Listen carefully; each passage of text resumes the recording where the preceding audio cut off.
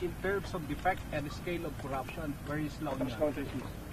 Well, hindi, unang-una siguro, pumunta kami ni Mayor Benji dito, ako'y inaya niya, kasi may nag-report na yata sa kanya, Mayor Benji, may nagsumbong kay Mayor Benji, na mayroong problema itong flood control project dito sa La Union. No? Pero unang-una, bago yon, no?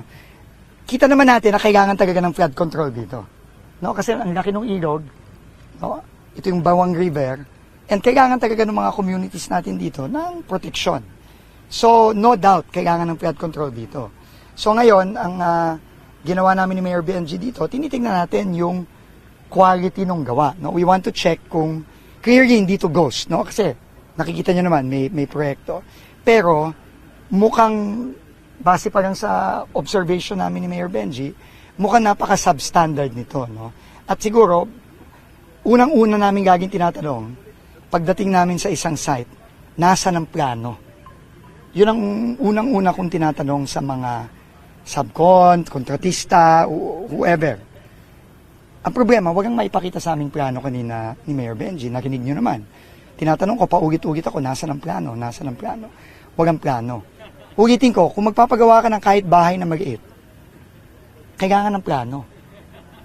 Gagong-gago na naman siguro kung magpapagawa ka ng almost 200 million worth na flood control project.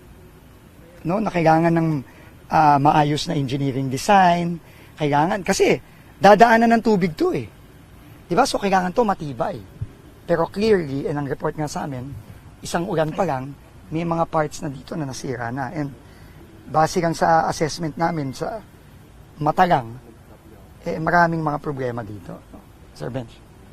Sir, Thank baka you. pwede po natin isa-isahin yung mga red flags na nakita natin kanina.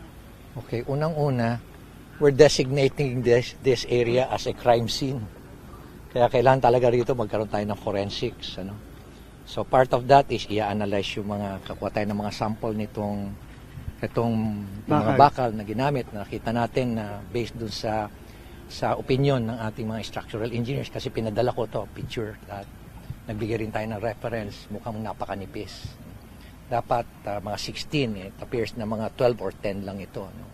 Millimeter. Patapos yung distance, bawat row ng nitong ng bakal na to, steel bars o rebars, dapat mga 0.20. No? Pero lumalabas na may 0.48, meron pa nga 1.6, yung measure namin ni Secretary Beans. No? Tapos yung pati yung tie wire, instead na double tie wire, single tie wire lang. Ano? Ipapa-analyze din natin lahat ito. And at the same time, yung whip hole, nakita nyo, Yung mga tubo. according to our structural engineers, dapat mga 2 meters yan. No? Pero kita nyo, mga more than 1 foot lang. So these are things na dapat tinitingnan natin, and yung binanggit nga ni Secretary kanina, na titingnan natin yung program. Ano ba nakalagay doon, pati yung bill of quantities, para mai-compare natin lahat. Is it compliant with the program of work? You know? At the same time, yung titingnan din natin yung feasibility study, kasi technical study meron yan. So lahat yan, i-consolidate natin lahat, and that will be the base for the filing of case against yung mga responsible dito. And sabi nga ni Sec Vince, declared as completed ito eh. Oo. As of March, based on our records, no, kailangan lang natin i-validate. Pero nakalagay sa records na pinakita ni Sir Benji, completed na daw itong proyektong to as of March 16, 2025. Well, obviously, hindi siya completed. No?